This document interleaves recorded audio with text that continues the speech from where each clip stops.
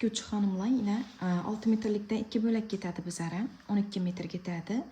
Eni 2,5 metr, boyu 2 metrlik joyimizga qo'shayotib erkali teatralga bichib tikamiz. Bulovkalar paspuaniki chizmasini chizasizlar qizlar. 7 cm tepasida qoldirib 20-20dan belgilab ketiladi. Bundan qarama qarshisi bir chiqishi kerak. Qizlar hozir yana teatralkamizni etek qismini olib tashlaymiz.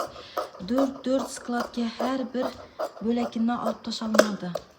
Birinchi bo'lakidan 4, ikkinchi bo'lakidan 4. O'shani deb davom etib ketaverasizlar. Birga bo'lakam shunday bo'ladi. Bir bo'laki bir butun bo'ladi. Qizlar 2 metr 2 metrdan sutajini qistirasizlar. Bir bo'lakini. Hozir bu ham chetda endi 4 skladkasini olib tashlaydi yana. O'rtaga kelgan vaqtda to'xtatasizlar. Nechunliganda ikkalam bir xil bo'lishi kerak. Zigzag shaklida qirqib olasizlar yana qizlar. Shuning ko'rinishida bo'ladi. O'rtasi keldi. Shuning chiroyli bo'lib. Lesnitsadan ketadi.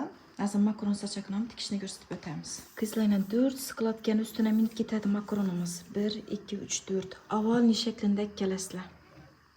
Ovalniy keting 4-chi minsin, ayimjam. Endi shu sutajning ustiga kelib to'xtaldingizlar-ku. Обратный shu sutajning ustiga yana qaytib ketasizlar. Pastga qarab.